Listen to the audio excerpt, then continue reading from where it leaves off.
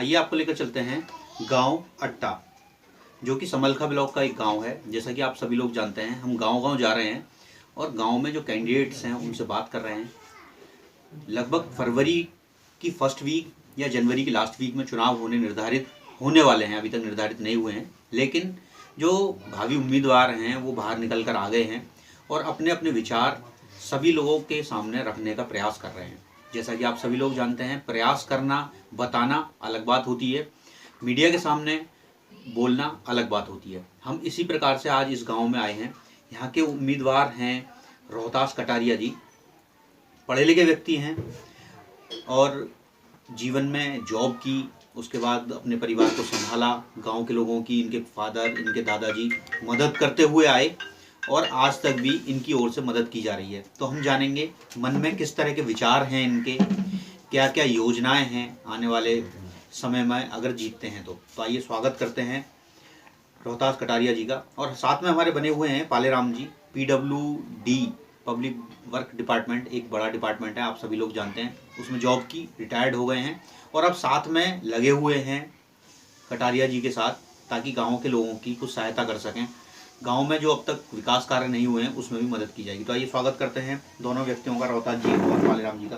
रोहतास जी नमस्कार। नमस्कार जी। पालेराम जी नमस्कार। नमस्कार जी। सबसे पहला और महत्वपूर्ण सवाल आपसे मेरा, यदि आप चुनाव जीतते हैं, हाँ जी, सबसे पहला कार्य आपकी ओर से क्या किया जाएगा?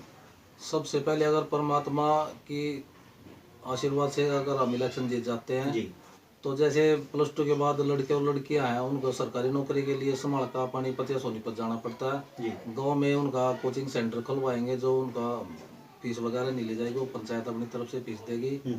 और गांव में पानी की बहुत ज़्यादा व्यवस्था खराब हो रखी है हमारे गाँव में।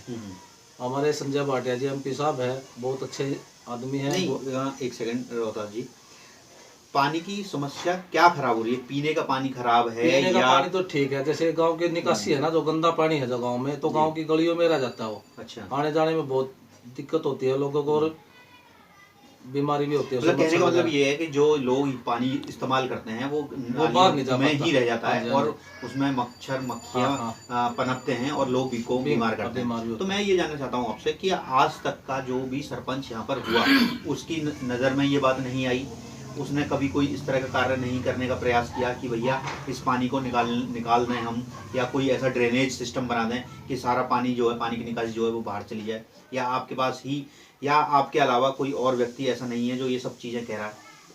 जो मौके के सरपंच है उन्होंने भी कोशिश करी और पहले भी जो सरपंच रह चुके उन्होंने भी कोशिश करी है, नाला भी बनवाया है, उसकी सफाई भी करते हैं, पर बाकी व्यवस्था ना दुरुस्त नहीं हो पाई है। कहीं नाला टूट जाता है, कहीं उसमें गंदगी मिट्टी वगैरह डल कर फिर बंद हो जाता है। तो गांव से दूर कोई तालाब, जैसे हमारे सेक्रेटरी साहब है वो अपने, या फिर MP साहब है संजय भाटिया जी, उनसे गुजारिश करेंगे अगर काम चल गया है तो फिर उनके नाला बनवाओगे, गांव से दूर थोड़ा तालाब बनवाओगे, जैसे पानी की निकासी हो जाए अच्छी तरह। जी रोहतास जी, पालेराम जी भी मेरे साथ बने हुए हैं, जैसा कि मैंने आपको बताया। पालेराम जी, क्या आप इनके साथ, आपने PWD में काफ़ी दिन जॉब की, आपको काफ़ी एक्सपीरियंस है, सभी लोगों से मिलते जुलते रहे हैं, क्या ये आसान रहेगा नाली का पानी बाहर तक ले जाना? आप जानते हैं ये बहुत बड़ी चीज़ है, छोटा मोटा काम है नहीं, कोई और नहीं कर पाया, तो आपके साथी रोहतास जी किस प्रकार से कर पाएंगे? आप थोड़ा सा संक्षिप्त में बताएं। जैसे कि संजय भाटिया MP है हमारे, हम उनसे रिक्वेस्ट करेंगे, उनको बुलाएंगे यहाँ और मौका दिखाएंगे। मतलब कई बार पंचायती जमीन पड़ी है, वहाँ उसका तालाब बनवा कर यहाँ से मतलब अपना नाला बनवा के सड़क के साथ साथ मतलब वहाँ पानी निकालने के लिए। जो आपके संजय भाटिया जी MP हैं, हाँ जी, कभी भी कोई भी काम, सरकारी काम इतना आसान नहीं होता किसी से भी करवाना, तो आप किस प्रकार से करवा पाएंगे संजय जी से ये काम? क्या संबंध है आपके, किस तरह से संबंध है? जैसे जो BJP पार्टी से वो MP साहब बने हुए हैं जी, तो जो कार्यकर्ता और गांव के जो मौजूद आदमी है, जिनका बार जान पहचान भी है, जो जानते भी है, जैसे उनके हम भी मिले हुए हैं। अच्छा, इलेक्शन में भी वैसे भी, तो उनकी मदद से उनको रिक्वेस्ट करेंगे और अपना उसका काम कराने का काम करेंगे। जी जी, तो आपने उनके लिए मदद की है उनकी भी इलेक्शन में, तो हो सकता है कि वो आपकी बात सुने और आपका काम ये इस तरह का गांव के हित का काम है जी, इसमें एजेंट था जी, पर्सनल काम नहीं है, शशिकांत का एजेंट था। तो पर्सनली गांव के सहयोग में तो वो बिल्कुल मदद बिल्कुल करेंगे। आपका कहने का मतलब मैं जान रहा हूँ कि आप चाहते हैं कि ये मेरा काम तो है नहीं पर्सनल, ये गांव के विकास का कार्य है, तो आप वो जरूर मदद करेंगे हाँ जी, और हम भी आपके साथ हैं इस तरह के कार्य के लिए। यदि आप जीतते हैं तो हम आपके साथ हमेशा कंधे से कंधा लगाकर आपकी मदद करवाने का भरपूर प्रयास करेंगे।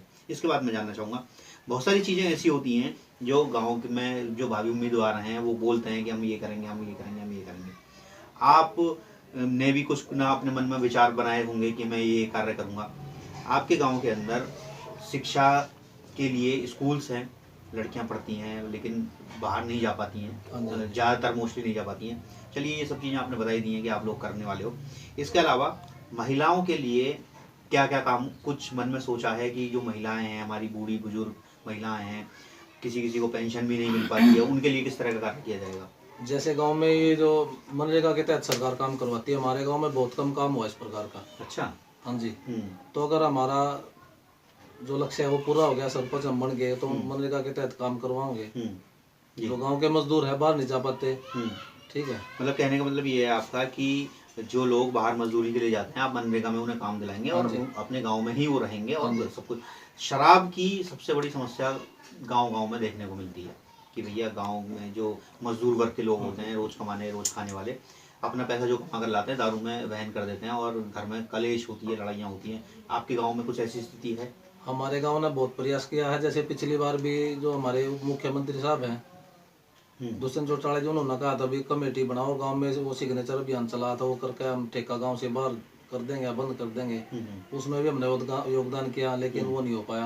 आने वाले टाइम में ठेका या तो गांव से दूर होगा या फिर कोशिश करेंगे गांव में तो शराब ना बिके। जी जी। तो पालेराम जी, गांव के अंदर गरीब लोग भी होते हैं, अमीर लोग भी होते हैं, सभी तरह के लोग होते हैं। आप लोगों के साथ किस तरह का वर्ग है जो आपका इस चुनाव में मदद कर रहा है? हमारा ये मतलब छत्ती बरादरी मतलब सहयोग करिए। अच्छा। हाँ जी, अच्छे मतलब हमारे संबंध है और एक बरादरी। जी जी। हाँ जी, बिल्कुल। बजट नाम की एक चिड़िया होती है चुनावों के अंदर कि भैया मेरा बजट इतना है, इतना पैसा मैं खर्च करूंगा। आपका क्या बजट है? बजट का तो ऐसा जी, जैसे ये गलत जैसे शराब पिलाते हैं लोग, बिल्कुल इस तरह की जो गलत नीति है वो तो अपनाओगे नहीं। बाकी जो हमारे से जो भी मदद हो पाओगी समाज की, गांव की, अपने तरीके से हम अच्छे से अच्छा काम करने की। बिल्कुल बिल्कुल, यही होना चाहिए। आखिरी में कुछ सवाल मेरे महत्वपूर्ण होते हैं जो गरीब जनता तक पहुंचना बहुत ज़्यादा जरूरी है। गरीब लोग ऐसे होते हैं जिनके पास व्यवसाय नहीं होता, नौकरी नहीं होती है, आपके पास आते हैं कि मेरी नौकरी नहीं है। क्या आप उनके लिए कुछ नौकरी का भी प्रावधान करने का प्रयास करेंगे, और अगर करेंगे तो किस प्रकार से करेंगे? जैसे हमारे एमएलए साहब हैं, उनसे मिलकर के एमपी साहब हैं, जैसे डीसी रेट पर गांव में पानी की टंकी है, सरकारी हॉस्पिटल है, सरकारी स्कूल है, आंगनवाड़ी है, उन और जो भी स्कीमें होती है सरकार की, वो पता करके सरकारी दफ्तरों में गांव में अपने जिनकी जो जरूरत होगी उन्हें पूरी करवाओगे। बिल्कुल। क्या आपके मन में ऐसा कोई विचार है जो गरीब लड़कियां होती हैं, गरीब लड़के होते हैं, कोई ना कोई टेक्निकल काम लेकर आए गांव के अंदर, सिखाने का कोई इंस्टीट्यूट बनाए, जैसे कि लड़कियों के लिए सिलाई का कोई केंद्र हो, लड़कों के लिए कोई ऐसा टेक्निकल काम सिखा दें उन्हें, जैसे कि बाइक रिपेयरिंग करने का कोई आप इंस्टीट्यूट ले आए या फ्रिज एसी वगैरह इंस्टीट्यूट ले आए? कुछ इस तरह का प्लान है क्या मन में कि बच्चों के लिए जो सरकारी नौकरी ना ले मिल सके उन्हें प्राइवेट नौकरी मिल जाए? जैसे लड़कियों के लिए है, जो लड़कियां हमारी बहन बेटियां हैं, उनके लिए सिलाई सेंटर खुलवाए जाए। गांव बहुत बड़ा है, 1-2-3 जिस तरह गांव में। जी। और लड़कों के लिए? लड़कों के लिए भी जो भी हो, जिसकी जिस चीज में रुचि होगी उनसे बात करके उनका अपना काम जमाने की कोशिश करेंगे जी। बिल्कुल। रोहतास जी और पालेराम जी, आपने मेरे शो में आए, आपने मेरे सारे सवालों का बड़ी बेबाकी से जवाब दिया। आपसे उम्मीद की जाती है कि आपने जो जो बातें, जो जो वादे मुझे किए हैं, वो अगर आप जीतते हैं तो भविष्य में उनको कंप्लीट करने का पूरा